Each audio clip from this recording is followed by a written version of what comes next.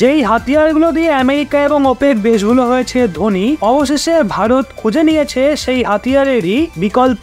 ভারত করছে এক্সপেরিমেন্ট। যদি এতে ভারত সফলতা পায় তাহলে ভারত হবে সবচেয়ে ধনী। অনেক পশ্চিমী দেশ এখন থেকেই চিন্তিত। ভারত দ্রুতই করতে চলেছে ঘোষণা।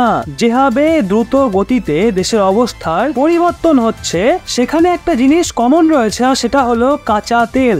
এই তেলকে নিয়েই রাশিয়া এবং সৌদি আরব প্রায় যুদ্ধে লিপ্ত হয়ে যায়। এই তেলকে নিয়ে বিভিন্ন ইউরোপীয় দেশ রাশিয়ার থেকে নিজেদেরকে আলাদা করে নিয়েছে। আর এই তেলের জন্যই বিশ্বের সমস্ত অর্থ ব্যবস্থার উন্নতিও হয় আবার অবনতিও হয়। অর্থাৎ কাঁচা তেল সবচেয়ে বড় হাতিয়ার। যদি এর দাম বৃদ্ধি হয়ে যায় তাহলে বুঝতে হবে সব জিনিসেরই মূল্য বৃদ্ধি হবে। এখনো ভারত তার প্রয়োজনীয়তার 85% তেল বাইরের দেশগুলোর থেকে ক্রয় করে থাকে। 49টা দেশ এমন রয়েছে যারা তেল বিক্রয় করে। বন্ধুরা, আরো একটা কথা জেনে নিন, ভারত তেলের ওপর কত টাকা খরচা করে। তো বন্ধুরা, যদি এক লাইনে বলা হয় তাহলে ভারত এক বছরে প্রায় $119.2 বিলিয়ন খরচা করে তেলের ওপর। এটা কত বড় অঙ্কের টাকা? এই কথা থেকে আপনি ধারণা করুন যে পাকিস্তানের total defence budget $7.5 billion.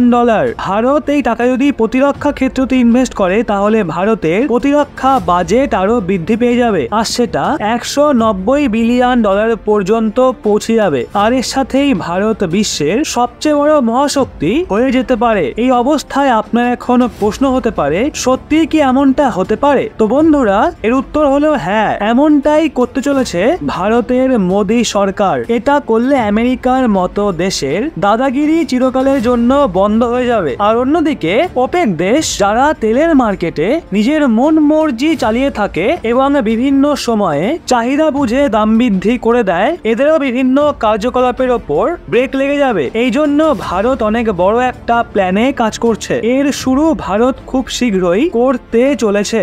Bharat এমন একটা এক্সপেরিমেন্ট করতে চলেছে, যদি সেটা সফল হয়ে যায় তাহলে ভারত বিশ্বের থেকে তেল ক্রয় তো বাদই দিলাম, বরং এর পরিবর্তে ভারতের একটা বড় বিকল্প গোটা বিশ্ববাসীকে দেবে। আর যারা তেল এক্সপোর্টার রয়েছে তারা বরবাদ হয়ে যাবে। এই জন্য বিভিন্ন পশ্চিমী দেশ চায় না ভারত এতে সফলতা পাক। তো বন্ধুরা, আপনাদের বলে দিই ভারত আসলেই কি করতে চলেছে। ভারতের একটা ব্রহ্মাস্ত্র পশ্চিমী দেশগুলোকে আশ্চর্য করে দেবে। যদি এক্সপেরিমেন্ট সফল হয় তাহলে ভারত বিশ্বের মধ্যে একটা বড় ইকোনমি হয়ে উঠবে। বন্ধুরা, যেমনটা আমি আপনাদের বলেছি, তার প্রয়োজনীয়তার 85% তেল ভারত বিশ্বের 49টা দেশের থেকে ক্রয় করে থাকে, যার জন্য দেশের একটা বড় অ্যামাউন্ট খরচা হয়। কিন্তু ভবিষ্যতে হয়তো ভারতেই তেলের ইম্পোর্ট একেবারেই বন্ধ করে দেওয়া যাবে। তো বন্ধুরা, এই কার্যসিদ্ধ করার জন্য ভারত নতুন নতুন বিকল্প পদ্ধতি খুঁজছে। আর এর মধ্যে সবচেয়ে বড় কার্যকরী পদ্ধতি হলো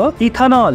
ইথানলই সেই ব্রহ্মাস্ত্র যেটা মন মর্জি করা দেশগুলোকে শিক্ষা দিতে পারবে। ভারত ইথানলকে নিয়ে এই বছর সবচেয়ে বড় এক্সপেরিমেন্ট করতে চলেছে। সবার আগে জেনে নেওয়া যাক ইথানল কিভাবে তেলের বিকল্প পদ্ধতি হয়ে আসবে। এক ধরনের অ্যালকোহল এটা, যেটাকে পেট্রোলে মিশিয়ে গাড়িতে ফুয়েল হিসেবে ব্যবহার করা হয়। ব্রাজিলে প্রায় 40% গাড়ি 100% ইথানল দিয়ে চলে। ভারত এরকমটাই করার প্ল্যান করছে। ইথানল দ্বারা গাড়ি চললে অনেক কম টাকা খরচা হবে, এছাড়াও পরিবেশেরও অনেক সুরক্ষা হবে। ইথানল ব্যবহার করলে তেল অনেক কম খরচ হবে, এছাড়াও চাষি ভাইদের অনেক সুবিধা হবে, কারণ ইথানল আখ এবং অন্যান্য জিনিস দিয়ে তৈরি হয়। ইথানল থেকে 35% কার্বন মনোক্সাইড কম বের হয়। কার্বন মনোক্সাইড এবং সালফার ডাই অক্সাইড কম নির্গত হলে পরিবেশ দূষণও কম হবে। এ থেকে হাইড্রোকার্বনের নির্গমনও কম হবে। ইথানলে 35% অক্সিজেন থাকে। ইথানলের দাম 1 লিটারে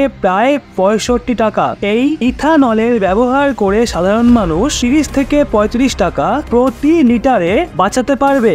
ভারতের মোদী সরকার আনতে চলেছে ইথানল ক্রান্তি। ভারতের এই সিদ্ধান্ত নিয়েই এখন থেকেই চিন্তিত রয়েছে তেল উৎপাদক দেশগুলো। তো বন্ধুরা, ভারত না কেবল এই প্রজেক্টকে লাগু করার চেষ্টা করেছে, বরং লাগু করেও দিয়েছে। তেলের ওপর বিদেশি নির্ভরতাকে কম করার জন্য পেট্রোলের মধ্যে ইথানলকে মিক্স করার পরিকল্পনা করা হয়েছে। ভারত এ বিষয়ে কতটা আগে অগ্রসর হয়েছে আপনি এই কথা থেকে আন্দাজ করতে পারেন। পেট্রোলে 10% ইথানল মিক্সিং এর টার্গেট 6 মাস আগেই কমপ্লিট করে নেওয়া হয়েছে, আর এখন সেটাকে বাড়িয়ে 20% করার টার্গেট রাখা হয়েছে। অর্থাৎ 1 লিটারে 20% ইথানল অ্যাড করা হবে, আর এর সাথেই পেট্রোলের দামও ক্রমশ কমে যাবে। আর ভারত যেমন যেমন করে তার টার্গেটকে অ্যাচিভ করবে, ঠিক তেমনি তেলের দামও ক্রমশ কমতে থাকবে। 6 ফেব্রুয়ারি থেকে বেঙ্গালুরুতে ইন্ডিয়া এনার্জি E20 পেট্রোল অর্থাৎ